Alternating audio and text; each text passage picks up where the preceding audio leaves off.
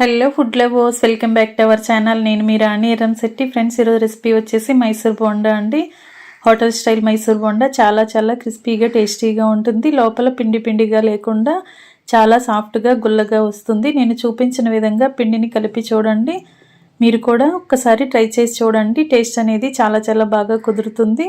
అంతేకాకుండా మనం హెల్దీగా గోధుమ పిండితో చేయబోతున్నాం. మైదా పిండి బోండా కన్నా కూడా చాలా టేస్టీగా ఉంటుంది. ఆ ప్రాసెస్ అంతా చూద్దాం. వీడియోని మధ్యలో స్కిప్ చేయకుండా ఫస్ట్ నుంచి లాస్ట్ వరకు చూడండి. అలాగే ఛానల్ని ఫస్ట్ టైం వాచ్ చేస్తున్నవారు సబ్స్క్రైబ్ చేసుకుని పక్కనే ఉన్న బెల్ బటన్ని క్లిక్ చేయండి. నేను పెట్టబోయే రెసిపీస్ అన్నీ కూడా మీ ఫోన్కి నోటిఫికేషన్కి వస్తాయండి. ఓపెన్ చేసి చూసి మీరు కూడా కుక్ చేయండి. సింపుల్ ప్రాసెస్తో టేస్టీ రెసిపీస్ని చూపిస్తాను. అన్నీ కూడా మీకు నచ్చేలా ఉంటాయి. ఈ మైసూర్ బోండా అనేది అప్పటికప్పుడే చేసుకోవచ్చు. పిండి అనేది ఎక్కువగా పెట్టుకోవాల్సిన పని లేదండి. ఇన్స్టెంట్గా చేసుకునే గోధుమ పిండి బోండా. మీకు కూడా ఈ రెసిపీ బాగా నచ్చుతుంది. తప్పకుండా ట్రై చేయండి. ఇంకా ప్రాసెస్లోకి వెళ్ళిపోదాం. ముందుగా ఒక మిక్సింగ్ బౌల్ తీసుకుని దానిలోకి ఒక 1/4 కప్పు వరకు పెరుగు తీసుకుని వేసుకోండి. దీనిలో టేస్ట్కి సరిపడా సాల్ట్ వేసుకుని విస్కర్తో కానీ గరిటెతో కానీ పెరుగుని బాగా విస్క్ చేసినట్లయితే పెరుగులో ఉండవలు అనేవి ఏమీ లేకుండా చాలా సాఫ్ట్గా వస్తుందండి. ఈ విధంగా బాగా గిలకొట్టండి. 2 నిమిషాల పాటు బాగా కలిపినట్లయితే పెరుగు అనేది బాగా చిలికినట్లుగా వస్తుంది. ఈ విధంగా బాగా కలిపాం కదా. ఇప్పుడు మనం వేడిగా ఉన్న వాటర్ని 2 కప్పుల వరకు పోసుకోవాలి. మనం ఏ కప్పుతో అయితే పెరుగు తీసుకున్నామో అదే కప్పుతో 1 కప్పు పెరుగు తీసుకున్నాం కదా, 2 కప్పుల వరకు వాటర్ని తీసుకుని హాట్ వాటర్ని వేసినట్లయితే పిండి అనేది చాలా త్వరగా నానిపోతుంది. మైసూర్ బోండా అనేది చాలా గుల్లగా టేస్టీగా వస్తాయి. అలాగే వాటర్తో పాటు 1 టేబుల్ స్పూన్ ఆయిల్ కూడా వేసుకుని వాటరు ఆయిల్ కూడా పెరుగులో కలిసేంత వరకు బాగా కలపండి.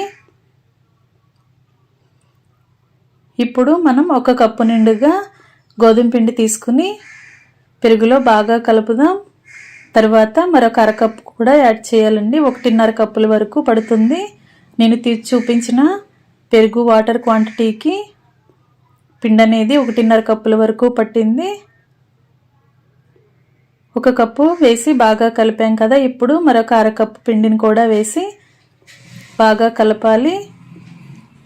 పిండి అనేది ఎక్కడ కూడా ఉండలు లేకుండా పెరుగులో బాగా కలిసిపోయేంత వరకు గరిటెతో కానీ ఇలా విస్కర్తో కానీ బాగా కలపండి. ఎక్కువసేపు బీట్ చేసినట్లయితే పిండి అంతా కూడా చాలా త్వరగా సాఫ్ట్గా వచ్చేస్తుంది. అప్పుడు మైసూర్ బోండా అనేవి గుల్లగా టేస్టీగా వస్తాయి. ఈ విధంగా పెరుగంతా కూడా పిండిలో కలిసేంత వరకు బాగా కలిపాం కదా. ఇప్పుడు సన్నగా కట్ చేసుకున్న అల్లం ముక్కలు 1 టేబుల్ స్పూన్ వేసుకుని సన్నగా కట్ చేసుకున్న కరివేపాకు రెబ్బలు కూడా కొన్ని వేసుకుని 1 టీ స్పూన్ వరకు జీలకర్రను కూడా యాడ్ చేసి ఇవి 3 కూడా పిండిలో కలిసేంత వరకు బాగా కలపండి. మీకు స్పైసీగా కావాలి అంటే సన్నగా కట్ చేసుకున్న పచ్చిమిర్చి ముక్కలు కూడా 1 టేబుల్ స్పూన్ వరకు వేసుకోవచ్చు. మనం వేసిన ఇంగ్రీడియంట్స్ అన్నీ కూడా పిండిలో బాగా కలిసేంత వరకు ఒకసారి బాగా కలుపుకుని గిన్నెకు మూత పెట్టి 1 అరగంట పాటు పక్కన పెట్టుకోండి. మనం గోధుమ పిండితో చేస్తున్నాం కాబట్టి 1 అరగంట నానితే సరిపోతుందండి. నైట్ అంతా కూడా మనం పిండి కలుపుకుని మార్నింగ్ వరకు కూడా నానబెట్టుకోవాల్సిన పని లేదు. మనం బ్రేక్ఫాస్ట్కి ముందు 1 అరగంట ముందు పిండిని కలుపుకుంటే సరిపోతుంది. పిండి గిన్నెకు మూత పెట్టి పక్కన పెట్టుకున్నాం కదా. ఇప్పుడు చట్నీ చూద్దాం. దానికోసం మిక్సీ జార్ తీసుకుని బాగా డ్రై రోస్ట్ చేసుకుని పై పొట్టంతా తీసుకున్న పల్లీలను 1 అరకప్పు వేసుకుని 1 అరకప్పు వరకు పచ్చి కొబ్బరి ముక్కలు వేసుకోండి. మీ ఘాటుకి తగ్గట్టుగా కొన్ని పచ్చిమిర్చిని ఆయిల్లో ఫ్రై చేసి తీసుకుని వేసుకోండి. అలాగే 1 రెబ్బ చింతపండును కూడా వేసుకుని కొంచెంగా జీలకర్రని 2 వెల్లుల్లి రెబ్బల్ని వేసుకుని టేస్ట్కి సరిపడా సాల్ట్ కూడా వేసుకుని తగినన్ని వాటర్ పోసి చట్నీని బాగా గ్రైండ్ చేయండి. వాటర్ని చూసుకుంటూ పోస్తూ గ్రైండ్ చేసుకోండి. చట్నీ అంతా కూడా ఈ విధంగా బాగా నలిగేంత వరకు గ్రైండ్ చేసుకుని ఇదంతా కూడా ఒక గిన్నెలోకి వేసుకుందాం. ఈ చట్నీకి పోపు వేసుకుందాం. స్టవ్ ఆన్ చేసి కళాయి పెట్టుకుని 1 టేబుల్ స్పూన్ ఆయిల్ వేసుకుని ఆయిల్ కాగిన తర్వాత శనగపప్పు, మినప్పప్పు, ఆవాలు, జీలకర్ర, ఎండుమిర్చి ముక్కలు, వెల్లుల్లి రెబ్బలు అలాగే కొన్ని కరివేపాకులు కూడా వేసుకుని పోపు అంతా కూడా క్రిస్పీగా ఫ్రై అయిన తర్వాత ఇలా చట్నీలో యాడ్ చేసుకోండి. మనం చట్నీ చేసుకునే లోపు పిండి కూడా బాగా నాని ఉంటుంది. ఇప్పుడు ముందుగా నానబెట్టి పెట్టుకున్న గోధుమ పిండిని చూద్దాం. ఒకసారి విస్కర్తో బాగా కలుపుకొని దీనిలోకి ఒక పావు టీ స్పూన్ వరకు వంట సోడా వేసుకోండి. మనం ఇన్స్టెంట్గా వేస్తున్నాం కాబట్టి వంట సోడా వేసుకుంటే బోండా అనేవి పొంగుతూ వస్తాయండి. ఈ వంట సోడా అంతా కూడా పిండిలో కలిసేంత వరకు పిండిని చేత్తో బాగా కలపండి. ఒక 2 నిమిషాల పాటు నేను చూపించిన విధంగా వేళ్లను పొడవుగా పెట్టుకుని ఇలా బాగా బీట్ చేసినట్లయితే పిండి అంతా కూడా చాలా సాఫ్ట్గా వస్తుంది. గోధుమ పిండితో చేసినా కూడా చాలా చాలా టేస్టీగా వస్తాయండి మైసూర్ బోండా అనేవి. మనం టేస్టీగా హెల్తీగా చేసుకుంటున్నాం, ఇంట్లో చేసుకుంటున్నాం కాబట్టి మైదా పిండి వాడాల్సిన పని లేకుండా గోధుమ పిండితో కూడా అదే టేస్ట్తో మనం మైసూర్ బోండా అనేవి వేసుకోవచ్చు.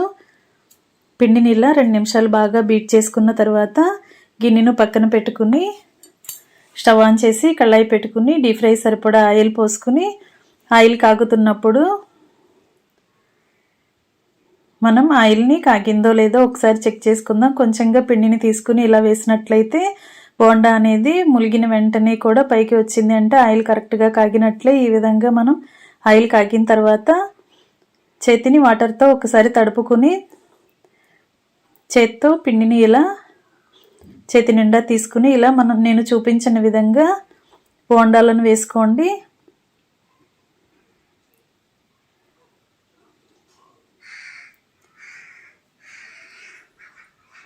ఇలా మనం వేసిన వెంటనే ఆయిల్ నుండి పైకి తేలుతున్నాయి కదా, ఆయిల్ అనేది కరెక్ట్గా కాగింది. అలాగే పిండి కూడా కరెక్ట్గా మనం కలుపుకున్నట్లే ఈ విధంగా బాగా కలుపుకుంటూ గరిటెతో కలుపుతూ ఈవెన్గా మొత్తం అన్నీ క్రిస్పీగా అయ్యేంత వరకు ఫ్రై చేసి ఆయిల్ నుండి తీసేయండి. లోపల వరకు కూడా పిండి పిండిగా లేకుండా చాలా గుల్లగా టేస్టీగా వస్తాయండి. ఈ విధంగా డీప్ ఫ్రై చేసి ఆయిల్ నుండి తీసి పక్కన పెట్టుకోండి. ఇదే ప్రాసెస్తో మిగిలిన పిండితో కూడా ఆయిల్కి పట్టినన్ని బోండాలు వేసుకుని వాటిని కూడా క్రిస్పీగా ఫ్రై చేసుకుని ఆయిల్ నుండి తీసేయండి. ఇంకా రెడీ అయిపోయినట్లేనండి గోధుమ పిండి మైసూర్ బోండా.